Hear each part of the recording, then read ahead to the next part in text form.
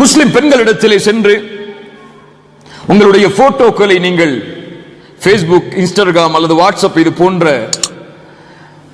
Social மீடியாக்களில் பகிராதீர்கள், வெட்க குணத்தோடு நடந்து கொள்ளுங்கள் என்று சொன்னால் அவர்கள் என்ன சொல்லுவார்கள்? இதுவெல்லாம் இந்த காலத்திலே சாதாரணம், இதுவெல்லாம் இந்த காலத்திலே சாதாரணம். என் அழகு நான் வெளிப்படுத்துகிறேன், என்ன தவறு இருக்கிறது? எனக்கு கொடுத்த அழகை நான் வெளிப்படுத்துகிறேன், என் சுதந்திரம் என்று சொல்லுவார்கள். ஹிஜாபை அழகிய முறையில் அணியுங்கள், அலங்காரத்தோடு இறுக்கமான நிலையில் ஹிஜாபை அணியாதீர்கள், அதிலே வெட்க குணத்தை கடைபிடியுங்கள் என்று சொன்னால் இந்த காலத்தில் இதுவெல்லாம் ஃபேஷன், ட்ரெண்ட், இதை மாற்ற முடியுமான்னு கேட்பாங்க. அவர்கள் அப்படி அணிந்திருக்கும் போது நான் அவர்களோடு ஒப்பிட்டு அணியவில்லை என்றால் என்னை தவறாக பார்ப்பார்களே என்று சொல்லுவார்கள். கொஞ்சம் உங்களுடைய கவனத்தை கொடுங்கள். ஒரு 5 நிமிடம் ரசூலுல்லாஹி ஸல்லல்லாஹு அலைஹி வஸல்லம் அவர்களுடைய காலத்தில் இருந்த பெண்ணை பற்றி இப்னு அப்பாஸ் ரலியல்லாஹு அன்ஹுமா அவர்கள் சொல்கிறார்கள். அவரோடு இருந்த நண்பரிடத்தில் இப்னு அப்பாஸ் சொல்கிறார்கள், சொர்க்கத்தின் பெண்ணை, சொர்க்கத்தில் நடமாடக்கூடிய, சொர்க்கத்தில் வாழக்கூடிய ஒரு பெண்ணை உங்களுக்கு நான் காட்டவா என்று கேட்டார்கள். யார் அந்த பெண்? யார் அந்த பெண்? யார் அந்த பெண்? சொர்க்கத்தின் பெண். இந்த பெண் மௌத்தானால் சொர்க்கம் செல்வாள், ஆனால் வாழ்கிறாள் உயிரோடு. இப்னு அப்பாஸ் சொன்னார்கள், அந்த பெண்ணை உங்களுக்கு காட்டவா? அந்த தோழர் சொன்னார்கள், காட்டுங்கள். அந்த பெண் யார்? ஹாதிஹி இம்ரஅத்து ஸௌதா, இதோ நடந்து செல்கிறார்களே இந்த கருப்பு நிறத்து பெண் தான் அந்த பெண். இந்த பெண் அல்லாஹ்வுடைய தூதர் முஹம்மது ரசூலுல்லாஹ் ஸல்லல்லாஹு அலைஹி வஸல்லம் அவர்களிடத்திலே ஒரு முறை வந்தார்கள். வந்து சொன்னார்கள், இன்னி உஸ்ரா, யானி உஸ்ரா என்றால் எனக்கு வலிப்பு இருக்கிறது. வலிப்பு என்றால் தெரியுமா இல்லையா? அதுக்கு வேற ஏதாவது தமிழ் வார்த்தை இருக்கா? வலிப்பு, கொஞ்சம் கைகாலெல்லாம் திடீர்னு அவர்களுக்கு இது ஏதாவது இரும்ப கொடுத்தாதான் சரியாகும். இந்த மாதிரி எனக்கு வலிப்பு இருக்கிறது. நான் சந்தை போன்ற இடங்களில் சென்று கொண்டிருக்கும் போது திடீரென்று என்னை அறியாமல் வலிப்பு ஏற்படுகிறது. அத்தகஷஃப், அதனால் என் ஆடை விலகி விடுகிறது. யா ரசூலல்லாஹ் ஃபதுல்லாஹ் லி, எனக்காக அல்லாஹ்விடத்திலே துஆ செய்யுங்கள் என்று கேட்கிறார்கள். வலிப்பு ஏற்பட்டால் என்னுடைய ஆடை விலகுகிறது, நான் போர்த்திருக்கக்கூடிய ஹிஜாப் விலகி விடுகிறது. முழு ஆடை அல்ல, முடி தெரியலாம், கை தெரியலாம், காலில் உள்ள பகுதிகள் தெரியலாம், அவ்வளவுதான். இன்று நாம் எதை வெளிப்படையாக வெளிப்படுத்துகிறோமோ அதை அந்த பெண் மறைத்து இருக்கிறார்கள். அந்த வலிப்பு வந்தால் அவர்களை அறியாமல் அது வெளிப்படுகிறது. ரசூலுல்லாஹி ஸல்லல்லாஹு அலைஹி வஸல்லம் சொன்னார்கள், இன் ஷிஅதி ஸபர்தி வலக்கில் ஜன்னah வ இன் ஷிஅதி தஅவுத்துல்லாஹ் அய்யுஆஃபீகி. நீ விரும்பினால் நான் துஆ செய்கிறேன், அல்லாஹ் அதன் மூலமாக உனக்கு குணப்படுத்தலாம். நீ விரும்பினால் பொறுமையாக இரு, உனக்கு சொர்க்கம் உண்டு. ரெண்டு தான், சரியா? நான் துஆ செய்கிறேன், அல்லாஹ் ரப்புல் ஆலமீன் உனக்கு என்ன செய்யலாம்? இந்த நோயை குணப்படுத்தலாம். அல்லது நான் துஆ செய்யல, நீ பொறுமையாயிரு, உனக்கு சொர்க்கம் கிடைக்கும். நாம் எதை தேர்ந்தெடுப்போம்? வலிப்பு நோய் குணமாகணுமா அல்லது சொர்க்கம் போகணுமா? உள்ள மனசாட்சியோடு சொல்லணும். அந்த பெண் சொன்னார்கள், யா ரசூலல்லாஹ் அஸ்பிர், நான் பொறுமையோடு இருக்கிறேன். அல்லாஹு அக்பர், அல்லாஹு அக்பர். நபித்தோழிகள் அவர்கள், அஸ்பிர் யா ரசூலல்லாஹ், நான் பொறுமையை கடைபிடிக்கிறேன் அல்லாஹ்வுடைய தூதரே. மறுபடியும் கேட்டார்கள், யா ரசூலல்லாஹ் இன்னி அத்தகஷஃப் ஃபதுல்லாஹ், வலிப்பு நோயை பற்றி கூட எனக்கு கவலை இல்லை யா ரசூலல்லாஹ், என்னுடைய ஆடை கொஞ்சம் விலகுகிறது அந்த நேரத்தில், அதற்காக அல்லாஹ்விடத்திலே துஆ செய்யுங்கள் என்று சொன்னார்கள். அல்லாஹு அக்பர், அல்லாஹு அக்பர், அல்லாஹு அக்பர். இன்னி அத்தகஷஃப் ஃபதுல்லாஹ் லி. அல்லாஹ்வுடைய தூதர் ஸல்லல்லாஹு அலைஹி வஸல்லம் அந்த பெண்ணுக்காக துஆ செய்தார்கள். அவர்களுக்கு அந்த நிலை மாறியது. கொஞ்சம் யோசித்து பாருங்கள். ஹிஜாபை அணியாத பெண்கள், கல்லூரிகளுக்கு சென்றால் ஹிஜாபை தூக்கி எறியக்கூடிய பெண்கள், திருமண நிகழ்ச்சி என்று வந்தால் ஹிஜாபை பேணாத பெண்கள், மஹரமான ஆண்களுக்கு முன்னால் ஹிஜாபை பேணாத பெண்களுடைய வாழ்விற்கு இந்த பெண் ஒரு பாடம் இல்லையா? நான் யாரிடத்தில் வேண்டுமானாலும் வெட்கம் இல்லாமல் நடந்து கொள்ளலாம், அல்லாஹ் என்னை பார்க்கும் போது எப்படி அந்த தன்மையோடு நடந்து கொள்வது? இன்றைய பெண்கள் சாதாரணமாக எதை வெளிப்படுத்தி இந்த உலக வாழ்வில் வாழ்ந்து கொண்டிருக்கிறார்களோ அந்த உறுப்புகள் தருகிறது. அந்த பெண்ணுக்கு ஒரு வலிப்பு நோய் வந்தால் அதை கூட அந்த பெண்ணால் தாங்க முடியவில்லை. அல்லாஹ் அக்பர். ரசூலுல்லாஹி ஸல்லல்லாஹு அலைஹி வஸல்லம் அதனால் சொன்னார்கள், நாளை மறுமையில் ஒரு இரண்டு கூட்டத்தார்கள், அவர்களில் ஒருவரை நான் பார்த்ததில்லை. காசியாத்துன் ஆரியாத், ஆடை அணிந்திருப்பாள் அந்த பெண், ஆனால் நிர்வாணமாக இருப்பாள். தன்னையும் பிறர் பக்கம் சாய்ப்பாள், தானும் பிறர் பக்கம் சாய்வாள். இந்த பெண் சொர்க்கத்தில் நுழைய முடியாது, சொர்க்கத்தின் நறுமணத்தை கூட நுகர முடியாது, இன்ன தூரத்தில் இருந்தே தவிர. அறிஞர்கள் விளக்கம் சொன்னார்கள், ஆடை அணிந்தும் நிர்வாணமாக இருக்கக்கூடிய பெண் யார்? அழகான ஹிஜாபை அணிபவள், இறுக்கமான ஹிஜாபை அணிபவள், உடல் அழகை வெளிப்படுத்தக்கூடிய ஹிஜாபை அணிபவள். ரசூலுல்லாஹி ஸல்லல்லாஹு அலைஹி வஸல்லம் அவர்கள் இந்த நபி மொழியை எமக்கு சொன்னார்கள். கண்ணியத்துக்குரியவர்களே, ஆயிஷா ரலியல்லாஹு அன்ஹா யார்? ஆயிஷா ரலியல்லாஹு அன்ஹா ரசூலுல்லாஹி ஸல்லல்லாஹு அலைஹி வஸல்லம் உடைய மனைவி. யாருடைய மகள்? அபூபக்கர் சித்திக் ரலியல்லாஹு அன்ஹு அவர்களுடைய மகள். அவர்கள் சொல்கிறார்கள், குன்து அத்குலு பைத்தி அல்லதி துஃபின ஃபீஹி ரசூலுல்லாஹி ஸல்லல்லாஹு அலைஹி வஸல்லம் வ அபி. நான் ரசூலுல்லாஹ்வுடைய மரணத்திற்கு பிறகு, என் தந்தையின் மரணத்திற்கு பிறகு என் வீட்டில் நுழைவேன். அவங்களுடைய வீடு எது? ஆயிஷா ரலியல்லாஹு அன்ஹுடைய வீடு எது? ரசூலுல்லாஹ் அடக்கம் செய்யப்பட்ட இடம். ரசூலுல்லாஹ் எங்கே மூத்தானார்கள்? மதீனாவில் மூத்தானார்கள். அது குழந்தைக்கு கூட தெரியும். மதீனாவில் எங்கே? நேற்று பார்த்தோம் ரசூலுல்லாஹ்வுடைய மரண செய்தியை பார்க்கும் போது, மாத ரசூலுல்லாஹி ஸல்லல்லாஹு அலைஹி வஸல்லம் வஃபி பைதி வஃபி யௌமி, என் நாளில் என் வீட்டில் தான் ரசூலுல்லாஹ் மூத்தானார்கள். ரசூலுல்லாஹ்வுடைய நபிமார்களை பொறுத்தவரை அவர்கள் எங்கே மரணமாகிறார்களோ அதே இடத்திலேயே அடக்கம் செய்யப்படுவார்கள். ரசூலுல்லாஹ் எங்கே அடக்கம் செய்யப்பட்டார்கள்? ஆயிஷா ரலியல்லாஹு அன்ஹாவுடைய வீட்டில்.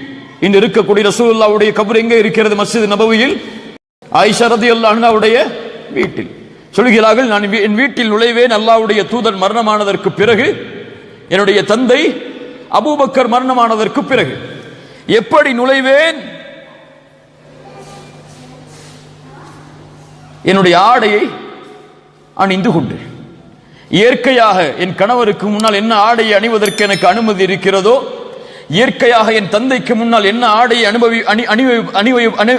அணிவதற்கு அனுமதி இருக்கிறதோ அந்த ஆடை அணிந்து கொண்டு என் வீட்டில் நுழைவேன். அந்த வீட்டில் யாரெல்லாம் அடக்கம் செய்யப்பட்டிருக்கிறார்கள்? என் கணவரும் என் தந்தையும். அதனால் ஃபலம்மா துஃபின உமர் மஅஹும், உமர் ரலியல்லாஹு அன்ஹு அவர்களோடு அடக்கம் செய்யப்பட்டதற்கு பிறகு, உமர் ரலியல்லாஹு எங்கே அடக்கம் செய்யப்பட்டார்கள்? எங்கே? ரசூலுல்லாஹி ஸல்லல்லாஹு அலைஹி வஸல்லம் அவங்களுடைய வீட்டில் தான். யாருக்கெல்லாம் அந்த அனுமதி கிடைத்தது? அபூபக்கர் ரலியல்லாஹு அன்ஹு. இன்னொரு இடம் யாருக்காக இருந்தது? ஆயிஷா ரலியல்லாஹு அன்ஹா அவர்களுக்காக இருந்தது. உமர் இப்னு கத்தாப் மரண நேரத்தில் தன் மகளிடத்திலே சொன்னார்கள், ஆயிஷா அவர்களிடத்திலே செல்லுங்கள், உமர் அனுமதி கேட்கிறார், கலீஃபா அனுமதி கேட்கிறார் என்று சொல்லாதீர்கள், உமர் அனுமதி கேட்கிறார் என்று சொல்லுங்கள். அந்த நபியோடு அவருடைய தோழரோடு அவரும் அடக்கமாவதை விரும்புகிறார் என்ற செய்தியை சொல்லுங்கள். அனுமதி கொடுத்தால் என்னை அடக்கம் செய்யுங்கள், அனுமதி கொடுக்கவில்லை என்றால் முஸ்லிம்களுடைய கபரிஸ்தானுக்கு என்னை கொண்டு செல்லுங்கள். இப்னு உமர் அனுமதியை வாங்கி வருகிறார்கள். ஆயிஷா ரலியல்லாஹு அன்ஹா சொன்னார்கள், எனக்காக வைத்திருந்த இடம் உமர் கேட்கிறார், கொடுத்து விடுகிறேன் ரலியல்லாஹு அன்ஹு. மறுபடியும் சொன்னார்கள், என் மகனே, மறுபடியும் நான் மரணமாகிவிட்டால் என் ஜனாசாவை சுமந்து செல்லுங்கள், ஆயிஷா ரலியல்லாஹு அன்ஹாவுடைய வீட்டில் வாசலில் வையுங்கள், உள்ளே நுழைந்து கேளுங்கள், கலீஃபா கேட்கிறார் என்று சொல்லாதீர்கள், உமர் கேட்கிறார் என்று கேளுங்கள். அவர் அனுமதி கொடுத்தால் உள்ளே எடுத்து செல்லுங்கள், அனுமதி கொடுக்கவில்லை என்றால் முஸ்லிம்களுடைய கபரிஸ்தானுக்கு எடுத்து சென்று விடுங்கள். அல்லாஹு அக்பர். ஆயிஷா ரலியல்லாஹு அன்ஹா அனுமதி கொடுத்தார்கள். முதலாவதாக ரசூலுல்லாஹி ஸல்லல்லாஹு அலைஹி வஸல்லம் உடைய கபர் இருக்கும், அதற்கு பிறகு அபூபக்கர் சித்திக் ரலியல்லாஹு அன்ஹு உடைய கபர் இருக்கும், அதற்கு பிறகு உமர் இப்னு கத்தாப் ரலியல்லாஹு அன்ஹு உடைய கபர் இருக்கும். ரசூலுல்லாஹி ஸல்லல்லாஹு அலைஹி வஸல்லம் உடைய அவர்களுடைய கபர், அவர்களுடைய தோள்பட்டைக்கு நேராக அபூபக்கர் ரலியல்லாஹு அன்ஹு உடைய தலை இருக்கும், அவர்களுடைய தோள்பட்டைக்கு நேராக உமர் இப்னு கத்தாப் ரலியல்லாஹு அன்ஹு உடைய கபர் இருக்கும். அந்த தலைகளை கூட நேராக ஆக்கிவிடக் கூடாது என்று நபித்தோழர்கள் பயந்தார்கள். ஏன்? ரசூலுக்கு இருக்கக்கூடிய கண்ணியம் வேறு, அபூபக்கருக்கு இருக்கக்கூடிய கண்ணியம் வேறு. அபூபக்கருக்கு இருக்கக்கூடிய கண்ணியம் வேறு, ரலியல்லாஹு அன்ஹு. உமர் அவர்களுக்கு இருக்கக்கூடிய கண்ணியம் வேறு. அதனால் ஜனாசாவை அடக்கம் செய்யும் போது கூட ரசூலுல்லாஹ்வுடைய தோள்பட்டைக்கு நேராக அபூபக்கர் அவர்களுடைய ரலியல்லாஹு அன்ஹு அவர்களுடைய தலையை கொண்டு வந்தார்கள். அபூபக்கர் அவர்களுடைய தோள்பட்டைக்கு நேராக உமர் ரலியல்லாஹு அன்ஹு அவர்களுடைய தலையை கொண்டு வந்தார்கள். கிப்லாவை நோக்கி அவர்களுடைய தலை திரும்ப இருக்கும். இந்த 3 பேருடைய கபர் வந்ததற்கு பிறகு என் தந்தை என்னுடைய கணவர் இருக்கும் போது நான் இயற்கையான ஆடையில் உள்ளே நுழைவேன். ஆனால் எப்போது உமர் அடக்கம் செய்யப்பட்டாரோ, ஃபவல்லாஹி, என் ரப்பின் மீது சத்தியம் செய்து சொல்கிறேன், மா தகல்து, நான் அந்த வீட்டில் நுழைய மாட்டேன் முழுமையான ஹிஜாபை அணியாமல். வஹுவ மையித், உமர் அவர்கள் உயிரோடு இருக்கிறார்களா? உயிரோடு இருக்கிறார்களா? மையித். ஒரு ஜனாசாவிற்கு முன்னால் கூட ஆயிஷா ரலியல்லாஹு அன்ஹா சொன்னார்கள், என்னுடைய ஹிஜாபை முழுமையாக அணிந்துதான் அந்த அறைக்கு அதற்கு பிறகு நுழைவேன் என்று. அல்லாஹு அக்பர், அல்லாஹு அக்பர். இன்று மஹரம் என்றால் என்ன, கைர மஹரம் என்றால் என்ன, அந்நிய ஆண் யார், அந்நிய ஆண் யார் இல்லை, கடைக்கு சென்றால் அங்கே இருக்கக்கூடிய ஆண்களோடு எப்படி நடந்து கொள்ள வேண்டும், ஒரு வாகனத்தில் சென்றால் அந்த ஆண்களோடு எப்படி நடந்து கொள்ள வேண்டும், ஒரு அந்நிய ஆண் தன்னுடைய வீட்டிற்கு வந்தால் எப்படி நடந்து கொள்ள வேண்டும், தன் கணவனின் சகோதரர் அந்த வீட்டில் இருந்தால் அவரோடு எப்படி நடந்து கொள்ள வேண்டும், எந்த ஒழுக்கமும் கடைபிடிக்கப்படாமல் கணவருக்கு முன்னால் எந்த நிலையோ இல்ல, மஷா அல்லாஹ், எல்லோரையும் சொல்லவில்லை, அல்லாஹ் பாதுகாத்தவர்களை தவிர அவர்கள்தான், அவர்களுக்கு மற்ற எல்லோரும் சமம்தான். கணவரிடத்தில் எப்படி பேசுவார்களோ அப்படித்தான் ஒரு பொருளை வாங்க சென்றாலும் மற்றவர்களிடத்திலும் பேசுவார்கள். இல்ல, மஷா அல்லாஹ், அல்லாஹ் பாதுகாத்தவர்களை தவிர. ஆயிஷா ரலியல்லாஹு அன்ஹா, கணவன் உயிரோடு இருக்கும் போதும் அதே நிலை, தந்தை உயிரோடு இருக்கும் போதும் அதே நிலை, தந்தையும் கணவரும் மரணமானதற்கு பிறகும் அதே நிலை, ஒரு அந்நியான் உள்ளே நுழைந்ததற்கு பிறகு அதுவும் மையித்தாக அவருடைய நிலை வேறு. இந்த வெட்க குணத்தை தான் இஸ்லாம் எதிர்பார்க்கிறது. அவர்கள் சொல்லுகிறார்கள் அதே வார்த்தையை. ஏன் நான் அப்படி அமைத்துக் கொள்வேன் தெரியுமா? ஹயாஅன் மின் உமர், உமரோடு நடந்து கொள்ள வேண்டிய வெட்க குணத்தால். ஹயாஅன் மின் உமர். சுப்ஹானல்லாஹ். ஆயிஷா ரலியல்லாஹு அன்ஹா சொல்கிறார்கள், கண்ணியத்துக்குரியவர்களே, அல்லாஹோடு வெட்க குணத்தோடு நடந்து கொள்ளவில்லை என்றால் அவர் யாரோடும் வெட்க குணத்தோடு நடந்து கொள்ள மாட்டார். ரசூலுல்லாஹி ஸல்லல்லாஹு அலைஹி வஸல்லம் அவர்கள் சொன்னார்கள், நபித்துவத்தின் வார்த்தையில் ஒன்று, இதா லம் தஸ்தஹி ஃபஸ்னா மா ஷி'தி மா ஷி'த, நீங்கள் வெட்க குணம் இல்லை என்றால் எதை வேண்டுமானாலும் செய்து கொள்ளுங்கள். வெட்கமில்லை என்றால் எதை வேண்டுமானாலும் செய்து கொள்ளுங்கள். அல்லாஹ் ரப்புல் ஆலமீன் அதைத்தான் பொருள்பட சொல்கிறான், யஅமலு மா ஷி'தும் இன்னஹு பிமா தஅமலூன பஸீர். நீங்கள் எதை வேண்டுமானாலும் செய்யுங்கள். அல்லாஹ்வை அஞ்சவில்லை என்றால், அல்லாஹ்வை பயப்படவில்லை என்றால், ஆனால் இவை எல்லாவற்றையும் அல்லாஹ் கண்காணித்துக் கொண்டுதான் இருக்கிறான். நீங்கள் தந்தைக்கு முன்னால் மறைக்கலாம், தாய்க்கு முன்னால் மறைக்கலாம், பிள்ளைகளுக்கு முன்னால் மறைக்கலாம், அல்லது உங்களுடைய போனில் இருக்கக்கூடிய செட்டிங்கை வைத்து நீங்கள் வைத்திருக்கக்கூடிய சாட்டுகளை, நீங்கள் வைத்திருக்கக்கூடிய ஃபேஸ்புக் மெசேஜ்களை எல்லாம் அழிக்கலாம், என்ன வேண்டுமானாலும் செய்யலாம். ஆனால் ரப்புக்கு முன்னால் ஒருபோதும் அதை மறைத்துவிட முடியாது. وَمَنْ يَعْمَلْ مِثْقَالَ ذَرَّةٍ خَيْرًا يَرَهُ فَمَنْ يَعْمَلْ مِثْقَالَ ذَرَّةٍ شَرًّا يَرَهُ. ஒரு கடுகளவு, அணு அளவு நன்மை செய்தாலும் அதையும் அவர் பெற்றுக் கொள்வான். ஒரு அணு அளவு தீமை இருந்தாலும் அதையும் பெற்றுக் கொள்வான். அல்லாஹ் ரப்புல் ஆலமீன் எம்மை பாதுகாப்பானாக. அல்லாஹ் ரப்புல் ஆலமீன் இந்த தன்மை எமக்கு தருவானாக.